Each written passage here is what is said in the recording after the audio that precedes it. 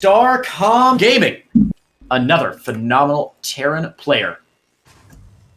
It is Braddock. I blew my load early. We were just talking about your stamina, so I hope that's not indicative. But Braddock and Gerald should be a really good match, my man. Braddock, really, as you always say, a very experienced player, a very established player in the scene, an old man at this point. And Gerald is one of the most prolific players on the online cup circuit. I don't know if he's officially the most games in. I think it's the OSC. I can't remember if he has like the most games played in OSC or if he's like up there with B and a couple of other players. But if there's an online tournament for a bit of scratch, Gerald is there. Yep. Him, Cristiano, B, those are the names you expect to see. Oh, that rhymed! Oh, I'm like a rapper. Where is my man Tempo? Oh my god, right. So we both worked with Tempo, right? On the same day. Did we? Yeah, we did, because I had NA. You did him with you were on EU, and then I took over NA for you after that. Had you ever worked with him before? I had been on the Pylon show with him before, but I've never actually casted with him before, and we had a really nice time. He's such a sharp guy. So good. Like, he's so much fun as well. I always appreciate working with casters like you and with Tempo and guys who have been around for a long time, because, of course, I've only been casting full-time now for a couple months, but I've been in the scene for about 2 years. But you guys have such, like, deep... I feel like you're Aslan from the Narnia series, where you have an understanding of the deep magic from the dawn of time, where you know all of these players and their histories and their girlfriends and their home addresses and their social security numbers. And I can always just, I'll be like, oh, tell me a little more about Gerald, and you and Tempo and Fear Dragon and Zombie Grub and all of you guys have been around forever will go, oh, I had a beer with Gerald in 2015. Let me tell you a tale. Like, bring up a chair. So it's so cool to cast with people who know so much about these players. And it's been a great experience. I'm so old. Braddock, the oldest player in this tournament. I am, Grant? How old are you? 29. You're younger than I am. Shut up. Braddock, the oldest player in the tournament, at 33 years old. You're just older than Papa Cass by about a year. So, yeah, one of those guys that's really been along, 33 years old. He is going to lose his first Reaper, maybe age showing a little bit there. Now, what I'm interested in is Braddock's played a lot of mech. And I'm very curious whether we'll see mech again. It looks like we're starting off with a relatively standard Widowmine drop here. As we look at the point of view of our Protoss, who did not see the factory and where it is. Okay, so he has to be a little concerned. Adept's going to be chased. I'm going to get you. No, I'm not. As the Adept does walk away. Thank you, Creighton, for all of the praise. That's nice. Yeah, Creighton's the best. Creighton's the best? Yeah, fuck it. Creighton's the best. Tempo's the best too. I spent the whole time quoting his song lyrics, and I don't think he realised. Like, I was just saying them like as random lines in the cast. I don't think anyone clicked except me, but I was loving it. I'm sure he knew it. He was just like, yeah, I'm a celebrity. Whatever. In my eyes, he actually is. Well, of course he actually is. Blink build, though, from Gerald, right? And Blink standard. With Robo behind it. Everything looking like it's going to come along. Now, Grant, if this game goes to a 10-minute game, a 15-minute game, if we see standard play out of both these players, who do you think that favors? I think it depends how Braddock decides to play. I'm trying to see what he's going for here. As he throws down a tech lab onto his factory, is he going to get in tank production? Yes. I'm curious if this is Widowmine drop into mech, or he's just going to go Widowmine drop and play standard bio. I would say the longer the game goes, Braddock is maybe favoured here. Oh, the Widowmine drop scouted. That's really important. Liberator, tank. Okay, I like what Braddock is doing. He's playing very safe, very standard, which we would expect. But we did see him play some incredible series. He beat Hero Marine, right? 2-0. So I find it hard to call this one. This is one of those that is very close to me. Yeah, it really is. These Adepts shading. I'm not sure. I think that was a bit ill-advised. They might get one or two SCVs on the transfer there. He's going to lose both of those. Does see the tank coming up, but doesn't see anything else. A third base now down for Braddock. Normally, I would say that indicates bio, but Braddock has been playing so much mech. He could really swing out of this. The Widowmine drop is going to get down here a bit late on the pull from Gerald, but he's going to be fine. Nice blink out there, saving that stalker. Close. By the way, quick update. I'm sure you saw it, Grant, in chat, but apparently Lambo has defeated Feral 2-1. Hot diggity darn. Well, that means the king can bleed, and there's only one undefeated player remaining in this tournament. Clem is clearly the greatest EU player now at 10-0 with a 5-0 match score. I mean, I would have said that anyway. So we're still not seeing any tech really going down. Gas is being added down here on the natural, leads me to believe that we may be seeing some factories go down relatively soon here in the main of Brattok. Come on, give me some answers, my friend. Yep, there we go, factory. Good. Thank goodness. I love it when I'm right. Now, the question comes from when our Protoss discovers he's playing against Mech. He knows that there's a third CC, but he has not seen the second or third factories yet. Yeah, now he's got the observer out on the map still. It wasn't sniped. It just popped out of the... So it should be heading its way across now. He should... Oh, he's going to keep it just in case there are maybe... Yeah, for the Liberator. Maybe if there were cloaked Banshees or something, but of course it's not going to be it. Stalkers are here, but the Liberator should be able to take one of them with them before it does go down, but that's not really the kills you want. 2 kills the Stalker, not really worth it. Yeah, if he'd have just targeted down probes straight away, he would have got 4. It would have been a little bit more worth it. But taking the Stalker down, of course, not the end of the world. At least it found a tiny bit of damage. And it is now going to keep Stalkers at home and things. At the other side of this, we're seeing tanks beginning production, continue to be produced. Double armories going down. Hellions will be coming out. We'll see Blue Flame start pretty soon, I imagine. You didn't connect it. Uh-oh. Bit of mistake from old man Braddock there. Come on, man. Get out of your wheelchair. Get your walking cane. Hey! There you go. He's going to fix it. The observer coming into the third base, though, so Gerald will be on top of this very quickly. Should see going to dodge outside of that third. Doesn't want to get caught by this large bio army. So wise moves from Gerald, but he is going to sneak this observer in, and we'll see factory number 5 going down, and should see factory 4, 3, and 2. Now he knows. He's on it.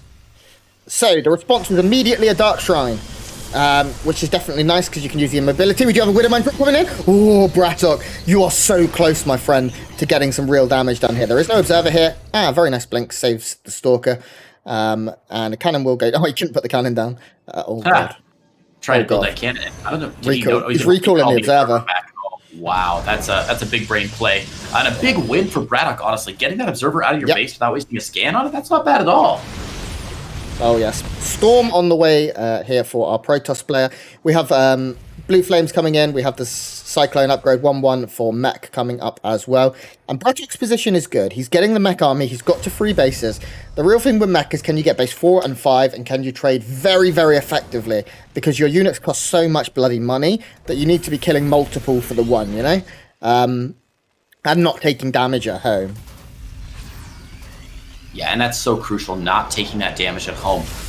As long as Gerald doesn't slip some Zealots in, you know, if Braddock moves out, Gerald's going to want to do 2 things. He's going to defend back home and maybe move some Zealots in and try and get some economic damage done. This is the way we've seen all these really close games being won in the past couple days, Grant, is that the players may take a big fight somewhere in the middle of the map, but whichever player can sneak out some economic damage behind that can really increase their fortune later in the game. Wow, Gerald on 5 bases now. He is double expanding. Does he think he's a Zerg?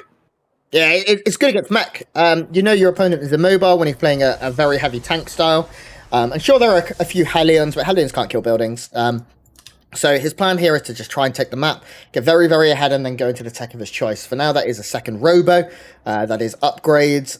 Second Forge, good. I like that because you really want to be keeping on top of your upgrades when you're playing against Mech. And I think we'll see a Robotics Bay come down very, very soon. There we go, as I'm talking. Very nicely done. As you speak, so shall it become into existence. These poor Marines try to fight against a freaking robot that's 10 times their size. Now, this is cute. I think these Stalkers are going to... Oh, I thought they were going to blink in and snipe maybe the missile turret, but they're not actually. They're just going to get driven out here. And I guess, okay, there's going to be a rotation around from Braddock. He's going to try and put some pressure here. There's the snipe. They're going to get those SCVs transferring as well. Oh, the SCV.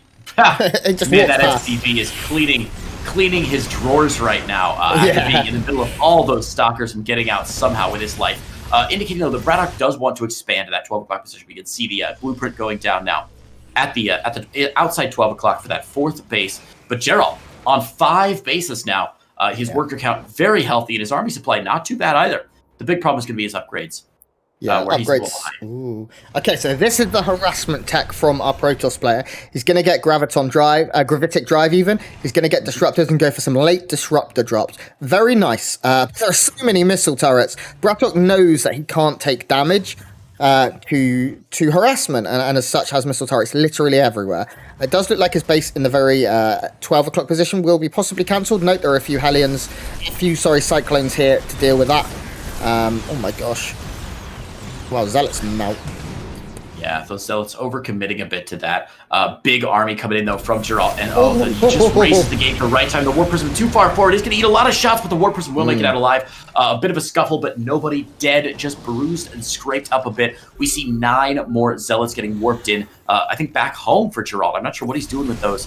But, man, he's going to lose little bits and bobs here to this almost purely battle mech army from Braddock. 5 tanks out, but mostly Cyclone, Hellion, Widowmine. Yeah, this is cool because Braddock in this tournament has been playing mech, but traditionally he's been playing traditional mech. And the Prism going to be locked onto. The Prism will go down. That Storm drops out, picking out the fray. Now, Storm themselves very, very good against battle mech because they are still light units. They still take a lot of damage from the bad, whether it gets in their systems or something. I don't know. Disruptor is here as well, which again very good. You can play against this composition as if it almost is bio. Excuse me. That's all right, man. You can play against this composition similar to Bio. He's going to get that. Oh, nice. Get that Widowmine. Remember, he does have an Observer there, but he doesn't want to lose it because he's only got the 1 Observer right now, which means that if he were to get in, he'd be in some trouble if there's no Observer there. But here we go. A bit of an engagement at the top side here, Grant. Yeah, it didn't work out for a Protoss player there. He tried to find an angle, but the tank's sieged up. There are so many Widowmines that they can't just be pushed away by these Disruptors. And actually, one of the Disruptors goes down for like 1 hit and a Hellion. Those are some big, brave boys, and they are going to be able to push our Protoss back. Now, we do have a run-by coming in. It's not going to work out. The wall here of Braddock has provided so much defense. It's a really cute place to put your wall. Yeah, he does slip in for 10 probes, but 10 SCVs, but most importantly, that clears the army from the 12 o'clock. I mean, he's going to try and get on top of it. I don't know. This seems like a bit of an attack, attacking the sieged up tanks and a planetary fortress. Huge mistake from Gerald. I mean, look at this army supply graph. Yeah. We can just see it widening now for Braddock over the past 2 or 3 minutes, where Braddock is, even though Gerald is in the income lead here, Braddock has been dumping everything into this army. He's on +1, +2, and he's looking real scary as that's on 5 Cyclones at a time. Yeah, Braddock is now going to move out, and this is what he needs to do. Gerald's purpose right now is to probably try and keep him at home, because he's very, very behind. Gerald's down 50 army supply. That's like 1/3 of the army. More. I don't know, I can't count. Math's hard. And Braddock is moving out, and if he can snipe some of these bases, Braddock will be really, really happy here. As you can see, he is immediately going to lock onto the space. There are some Dark Templars here. Let's hope scans are available and see this quickly, because there is no Raven. DTs continue to move forward. How are they being seen right now? Oh, scan. How did I not see the scan? Just behind that. Interesting scan placement for Braddock. Braddock is going to pick off that base in the backside. I believe that was a kill, not a cancel out of Gerald, which is really unusual because Gerald misreading the situation a bit, but he's sieging up for another big attack, and I think Braddock is just in such a good position. This is going to be a really unusual fight for Gerald to take. Now, the Disruptors have managed to get in, and they're doing decent damage here. Some of these connections are phenomenal, and that means these Cyclones are going to have to kite. Wow. Disruptors completely saving the day there for our Protoss player, who did take some economic damage behind this, but he is up 14 workers, and upgrade-wise is starting to pull ahead as well, as he gets +3 armor, +2 weapons. Shadow Step as well, Shadow Stride even coming in for the Protoss, allowing those DTs to be a real pain in the ass, especially when there are walls and things put into place by our Terran. These Zealots have done so much against the Cyclones. Yeah, it's interesting what Braddock's doing here with his army control. Generally, one of the huge benefits of playing this battle mech style is that even after an engagement, even if you did really poorly in the engagement, on the retreat, your Cyclones can still lock on, fire while moving, and get a lot of value in the last half of any engagement you take. Braddock, however, just like tucked tail and ran in that engagement. He did not choose to lock on. He didn't choose to kite back. He just sort of got the heck out of there. And I think he was a little behind in army supply, but he could have made this a little more even if he had done what he's doing now. Lock on, get away, pick him down, move forward, lock on, pick him down, move away. But he hasn't been doing that very well, which is a bit surprising because Braddock generally has very good control with this sort of style. Yeah, Widowmines have really not played much of a factor in this game. You can see Disruptors continue to blow them away. There have been 20 Widowmines killed already in this game. And the other thing for me is that Braddock's just not finding harassment anymore. He's now moving into pure tank production, which has the opportunity to catch his opponent off guard. We see a Disruption never come in. Oh, very nice dodge. Splitting like the Great Sea here. Oh, a Storm as well. Okay, the Protoss army is looking good, but it does look like Braddock's doing a good job of taking these fights now and microing a little bit better, as expected. Yeah, after that disastrous engagement from Braddock outside the fourth base of Gerald, Gerald's been in complete control. Storms on the ramp here, Disruptor Balls trying to get what they can, but continued storms, Archons in the front. So much damage here. The army supply is fairly even, and meanwhile, he's cleaned up that base with DTs alone. Yikes. Yeah, DT's blinking on top of a base, a complete nightmare to deal with. The positive thing for Braddock in that fight was he did manage to kill a bunch of disruptors. We're now looking at an overall total of 7 dead disruptors, and I think 4 died in that last fight, meaning there's only a couple here now when there were previously 4 or 5. That's going to make Widow Mines a little bit more efficient because disruptors have such a long cooldown. Dodge, dodge, dodge. Nah, not bad.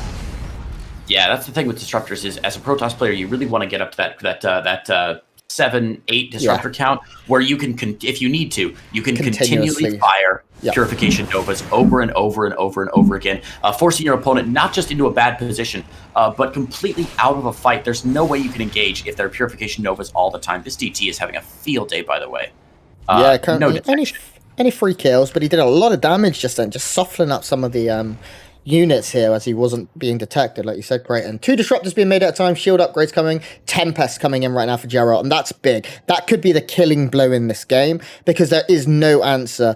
Sure, there's an okay amount of cyclones, but if you kite properly over dead space and things, you break that spell. And Tempest, a couple of them one-shot these guys. Big engagement. The fourth base here, Gerald moving in yet again. These Zealots going to tear through 15 SCVs. Going to pick off the missile turret as well as an additional screw you. But Braddock moving into the natural. Are we going to see a bit of a wonky base trade here? Gerald looks like he's moving back across the map for a spawn of this, though. Tank sieging up outside the natural, and let's see if these disruptors can actually do their duty.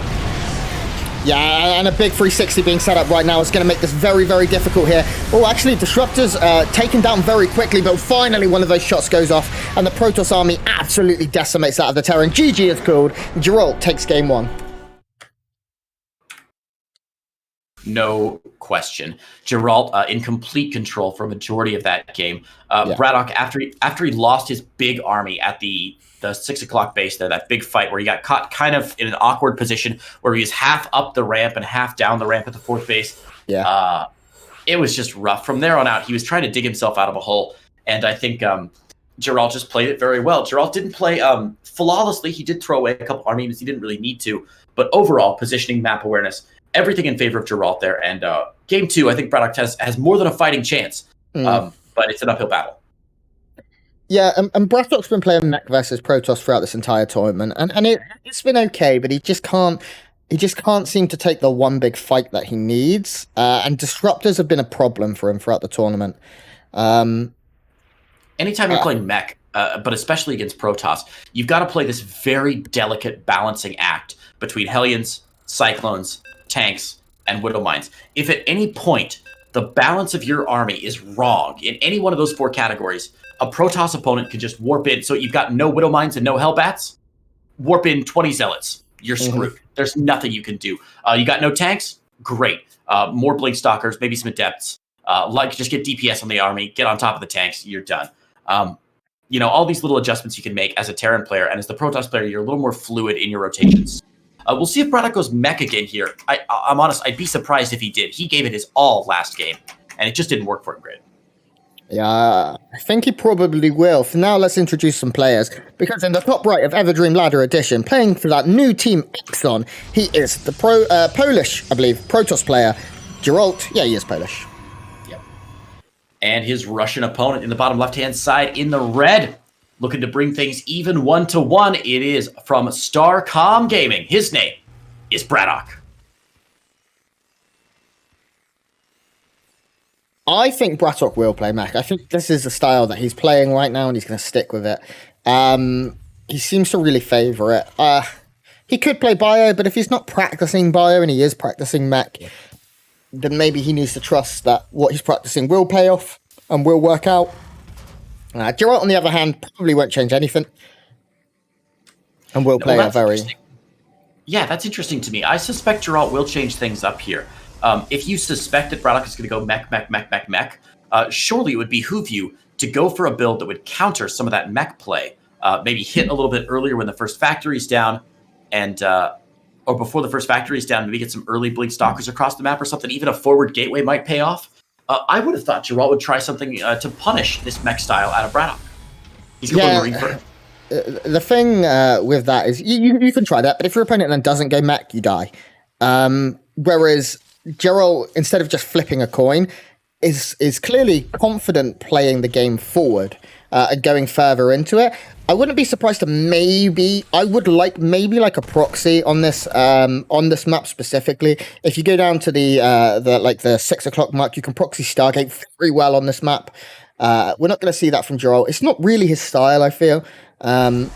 Instead, just playing this out, we'll probably make Stalker first, just in case. He may even move that straight across the field, knowing that it was Marine first. And we see the first factory going down for our Terran player, and everything pretty normal here. Yeah, that's great. Like, we always say this, Grant, but we love to see games that are good games, long games, short games, no matter what it is, as long as the game is well executed by both players. I think it's a lot more entertaining to watch and a lot more fun to cast as well. So it's good to see these players opening up with standard builds, meaning that we're much more likely to get into the mid game, into the late game, and see both players really having a true test of their skill and not, as you said, that little coin flip chance. I'll go for a crazy strategy and it wins unless it gets scouted, in which case it loses. Because those games are a little rough to find, or a little rough to cast. Yeah, and Gerald will be feeling good. That last game, he did play very well, and sure, there were a couple of fights that went, but Gerald found damage pretty consistently. He didn't take too much damage himself. If he tightens it up a little bit, I'm sure he's confident that he can take a convincing win here. We do see this time Brattok is not putting his starport at the other side of the map, as he did in the last game. He started a Widow Mine, actually, and then cancelled it.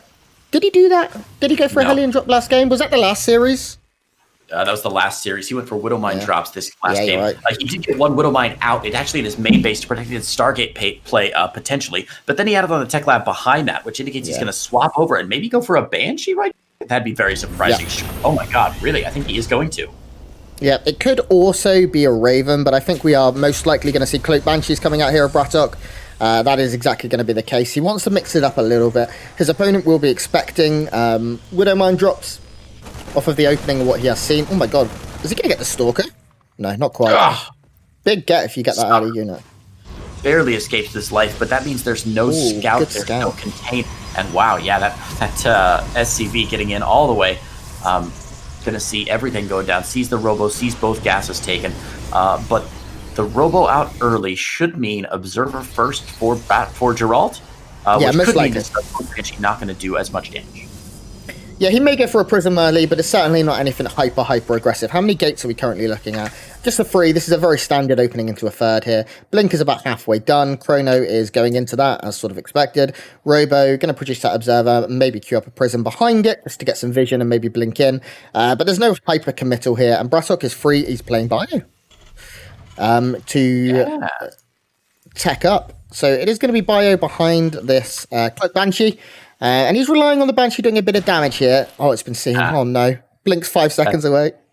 Bad news for Brattok. The Cloak will finish up. He will save that Banshee. I think he shows the Blink, which is nice. Yeah, the Banshee should be fine. It's going to escape from the Stalkers. But the bad news is that means Observer out for Gerald is just going to stay back home. He's going to leave some Stalkers back home. Not going to do anything. I mean, I'd be very surprised this Banshee was particularly pernicious here in game number 2.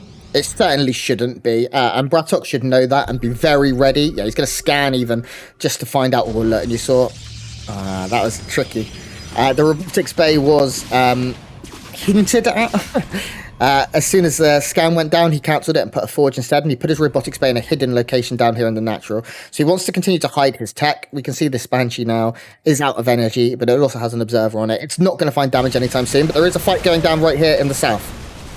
Oh. Yeah, this Banshee going to be adding a lot of DPS, actually. It's going to make the blinking backwards for Gerald much more difficult, but nice rotations from Brattok as well. Both players really playing a fancy micro game there, and I'm very impressed with their skill. The third base under duress, I don't know if Gerald has enough to defend this third base. If Brattok pushes on it, he may be able to get something done. Oh, I don't know. Banshee in the main, Banshee in the natural should get picked off very quickly here. Oh my God, it's still alive. Unbelievable. How is this Banshee alive? How is this Banshee alive, Grant? It's not. Oh, it's not. Oh, it is. Oh my God, it is. Oh! What a save! The one in the natural, finding damage, yeah. That's pretty decent. Workers killed right now, 4-1. It's not great for double Cloak Banshee, and keeping the Banshees alive right now is a necessity for Brattok. You can see here that Gerald's doing a good job of keeping Stalkers behind-ish at home. The natural actually completely open right now. Go on, do it. Yeah. I don't know. It seems like an easy warp in. Is that a third Banshee out now? Yes. It is a third Banshee out for Braddock. Is he going to go for Hyperflight Rotors here, or is he swapped over? I imagine. That would be a phenomenal. Hyperflight Rotors with Bio would be highly unusual. Usually you need need the tech lab, or not the tech lab, you need the reactor on the starport so you can kick out medevacs 2 at a time, especially if you've invested heavily in both Banshee in the early game. Yeah. 5 game down for Gerald, though. He's pushing for a big attack. Yeah, Gerald now is really getting to the point where he's like, okay, I'm doing fine. His worker number is ahead of his opponent. His army supply is sure slightly down, but his upgrades are pretty good as well. You can see +1 is already done. He's getting Extended Thermal Lance. He's getting Zealot Charge. He's getting +1. He's getting his Templar Archives. Gerald is going to push out and take a 4th, I imagine, within about 1 minute. And that's going to be good, because we see Brattock. Actually, doesn't need to. Brattock's not on... Where's Brattock's fared? It's not there, Grant. Oh, it's on the wall. It's just floating over now, yeah. So late. He's got it down, but it's so late. And the fact that it's not in position, it's because Braddock's been trying to swell up his army a bit. You can see he's about 20 army supply ahead of his opponent, or 12 army supply ahead of his opponent. And he is going to push out here. It looks like some SCVs maybe even joining that party. But the observer from Gerald sees this move out and knows exactly what to expect. We should see Gerald rotating down to the 3rd base and prepping his army for this. With 2 Colossus out, charge lots on the way, I don't think this is going to do much for Braddock. I'm a bit worried for his position, even though his army supply is superior. Yeah, and what Gerald's plan is to meet him in a better position, force the tanks to siege up, like, all the way over here, so that they aren't able to get close enough to the base. We do see the Banshee going back in. This trying to find some damage, but there are now batteries pretty much everywhere. We're still looking at only 2 Banshees now, as the second one is moving up towards the main. And Brattock didn't commit. I think he scanned, saw the army where it was, and was like, "Nah, I'm not having none of that." Oh, this Banshee, though. The 2 Banshees now in the main. There's still no photon cannon. There's no shield battery. This is nice. There's nothing. I mean, come on, Braddock or Gerald. You've had all game to prepare for this, and it's taken you this long. You still can't kill a Banshee to save your life. He's got 1 Banshee killed off, 2 more still alive. Bit of a mistake there from Gerald, because now he's even on workers, and he was ahead on workers before, and that was his major strength going into the game. He's now going to be behind on upgrades. He's going to be behind on worker count, and with those mules, of course, Braddock is going to find himself in a strong position. I still like the army supply for Gerald. I still like the positioning for Gerald. Or the army composition, rather. I still like the positioning. But that blow alone was enough to bring Braddock back to parity. Yeah, this is good. Brattock mining considerably more minerals per minute right now. His gas income is lower, but he's a Terran player, so gas is, overrated. Blinkstalk is out now for Gerald, who needs to try and find a bit of damage of his own. This is nice. There's 3 rats being produced here. Not anymore, there's not. 1 dead, and the other 2 will be cancelled. But he gets an SCV as well, and he will be able to get out of there. No problem. Behind this, we are seeing, actually... Gravitic Drive come in. We are seeing Disruptors, I believe, already produced. Yep. And we'll see most likely Storm Drops with Disruptors. Ghost production beginning, though, here for Brattock. As we get into a kind of situation where I didn't expect to be at the beginning of this game, Creighton. Yeah, it's been very fascinating. Nice dodge away there from Gerald. You did pick off 2 SCVs, but eat some tank shots. But yeah, very interesting position here for both of our players. Not what I expected. I think at the beginning of the game, we thought maybe Braddock might be going mech, and Gerald might be trying some crazy early aggression, or at least opening stargating or something. Not the case here, and we're going to see a very standard TVP, as usual with TVPs that go into past the 10-minute mark. It's going to come down to the fights, Grant. That's all. That's how simple it is. They got to control well. They got to position their army well. The storms have to land. The EMPs have to land. The tanks have to focus fire. There's not much to say, really, until then. The upgrade's fairly even, although Braddock's slightly ahead. He's going to have 2-2 before Gerald will. But I'd be surprised if Gerald allowed him to attack in before that 2-2 is finished up. Workers going down at the other end of the map here. As a Zealot run by, actually has found a lot of damage. Forced the army back for a while, and now it may even get the cancel on this command center, which isn't building. Every swipe takes away 15 odd hit points. And we're getting closer, 18 hit points. It's getting the counter. 1 Zealot. No! My God. I was so believed. Meanwhile, in the middle of a map, though. Big push here. Storm drops. Big setup as well.